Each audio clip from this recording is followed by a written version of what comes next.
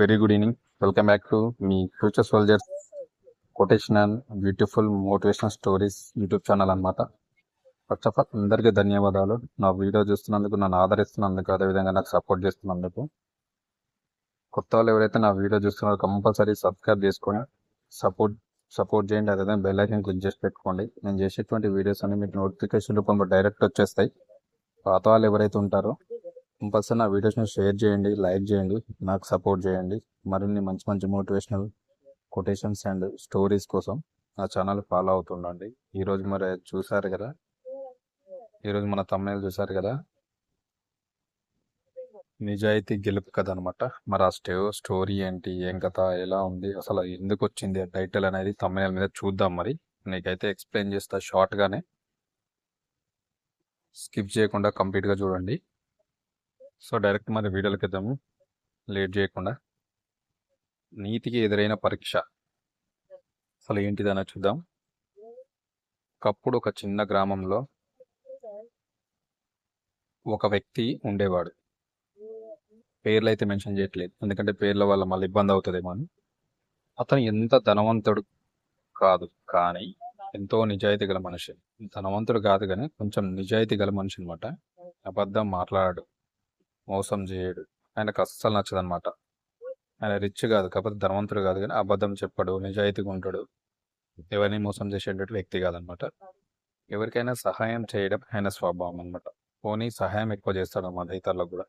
కానీ ఊరిలో కొంతమంది, ముఖ్యంగా స్వార్థపరులు, ఆ వ్యక్తిని ఎప్పుడు అపహేళన చేస్తూ ఉండేవారు, అంటే ఎక్కిరిస్తూ ఉండేవారు అనమాట. ఏ పని చేసినా ఏం చేసినా కదా.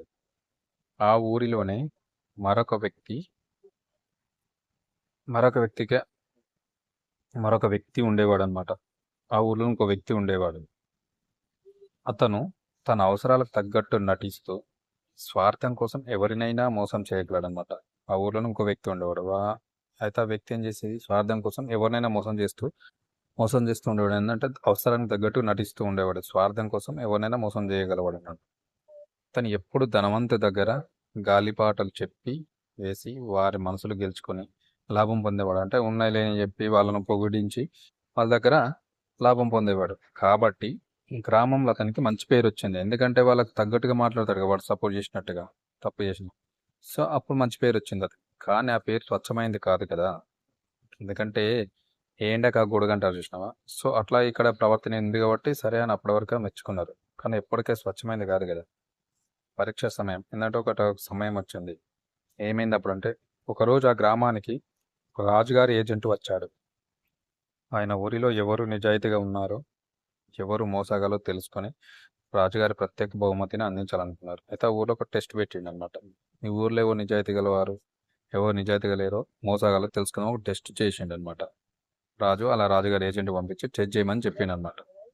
ఎవరైనా నిజాయితీగా ఉంటే వాళ్ళకి బహుమతి ఇద్దామని అనుకున్నారు. అంతా అబద్ధపు నటనతో ఉన్న వాళ్ళే రాజుగారి ముందు గొప్ప వాళ్ళని చూపించుకున్నారు. అబద్ధ మాటలు చెప్పి మేమే గొప్ప వాళ్ళని చూపించుకున్నారు. కానీ ఫస్ట్ ఉన్న వ్యక్తి మాత్రం ఎప్పట్లాగే మౌనంగా ఉన్నాడు. ఎవరిని ఆపదలో చూసినా సహాయం చేస్తూనే ఉన్నాడు. ఒకరోజు ఊరిలో ఒక పెద్ద దొంగతనం జరిగింది. ఎవరో రాజుగారి నిధిని దొంగిలించారు. ఊరిలోని అందరూ ఫస్ట్ వ్యక్తినే నిందించారు. ఎందుకంటే అతనికి ఆ నిధిని సంరక్షించే బాధ్యత అప్పచెప్పారనమాట ఫస్ట్ వ్యక్తికి, రాజుగారి నిధి. ఇది అందరికి తెలిసిన విషయమే. ఫస్ట్ వ్యక్తికి అది చాలా అవమానంగా అనిపించింది. ఎందుకంటే అతను దొంగతనం చేయలేడు కదా, చేయకుండా కానీ చేసినా నింద మోపారు కదా. కానీ అతను తన నిజాయితీని కోల్పోలేదు. నిష్బద్ధంగా ఊరి వీధుల వెంట తిరుగుతూ నిజమైన దొంగ ఎవరో తెలుసుకునే ప్రయత్నం చేసిండు అనమాట. ఎవరు దొంగతనం చేసిన ఒక ప్రయత్నం అయితే చేయసాగిండు అనమాట. చివరికి అతను నిశ్శబ్దంగా గమనించి సెకండ్ వ్యక్తి అసలు దొంగ అని కనుక్కున్నాడు. సెకండ్ పర్సన్ అయితే ఎవరైతున్నారో వాళ్ళే అసలు దొంగ అని చెప్పి కనుక్కున్నాడు. అయితే అందరికి చెప్పడానికి ఎవరు నమ్మే పరిస్థితి లేదు. అతను దొంగ అని చెప్తే వాడు నమ్మతారు, ఎందుకంటే వాడు ఎవరికి తగ్గట్టు వాళ్ళు మాట్లాడుతున్నాడు, వాళ్ళ దగ్గర మెప్పు పొందుతుండు కాబట్టి. అందుకే ఒక తెలివైన ప్రణాళిక వేసిండు ఫస్ట్ వ్యక్తి అనమాట. రాత్రి ఊరి అంతా నిద్రపోయిన తర్వాత రాజుగారి ఏజెంట్ దగ్గరకు పిలిచి సెకండ్ వ్యక్తి దొంగతనం చేసినట్టు నిరూపించిండు సాక్ష్యాధారాలతో సహా. ధర్మానికి వచ్చిన విజయ పతాకం ఏంటిదంటే, రాజుగారి ఏజెంట్ సెకండ్ పర్సన్ని పట్టుకుని రాజుగారి ముందు నిలిపాడు. అసలు నిజం బయటపడింది. ఊరి ప్రజలు ఫస్ట్ వ్యక్తిని అన్యాయంగా నిందించినందుకు బాగా నింద మన్నించారు. ఫస్ట్ వ్యక్తిని గ్రామ న్యాయమూర్తిగా నియమించి ఆయన నిజాయితీకి పెద్ద బహుమతి ఇచ్చారు. ఫస్ట్ వ్యక్తి ఎవరైతే ఉన్నారో అతను గ్రామ న్యాయమూర్తిగా నియమించి పెద్ద బహుమతి ఇచ్చారనమాట. సో ఇది ఇక్కడ నీతికి జరిగిన న్యాయం అనమాట. సో నీతి ఏంటంటే ఇక్కడ మోరల్ ఏంటంటే అప్పుడప్పుడు నిజాయితీ గలవారికి కూడా కష్టాలు అవమానాలు ఎదురవుతాయి. కానీ సమయం వల్ల నైతికతనే సమయం అనేది వాళ్ళ యొక్క నైతికతను నిరూపిస్తుంది. అవసరానికి నటించే వాళ్ళు తాత్కాలికంగా విజయం సాధించిన నిజాయితీగా గలవారే జీవితంలో నిజమైన విజేతలు. అవసరానికి తగ్గట్టు వాళ్ళు మాట్లాడుతున్నారు, వాళ్ళు తాత్కాలికంగా విజయం సాధిస్తారు, పర్మనెంట్ కాదు. సో నిజాయితీ గలవారు ఎప్పటికీ జీవితంలో విజయం సాధిస్తారని చెప్పేసి మనకి ఇక్కడ మోరల్ స్టోరీ చెప్తాంది. స్టోరీ అండ్ వీడియో నచ్చితే కంపల్సరీ సబ్స్క్రైబ్ చేసుకొని నాకు సపోర్ట్ చేయండి. నా వీడియో చూస్తున్నారు కానీ లైక్ చేయడం మర్చిపోతున్నారు. కంపల్సరీ మీరు లైక్ చేయండి. మీరు లైక్ చేయడం వల్ల నాకు మోటివేషన్ అవుతుంది. సబ్స్క్రైబ్ చేసి షేర్ చేయండి, నాకు సపోర్ట్ చేయండి. మరొక మంచి మోటివేషన్ స్టోరీ తోటి మళ్ళీ మేము ముందుకు వస్తాం. Thank you very much.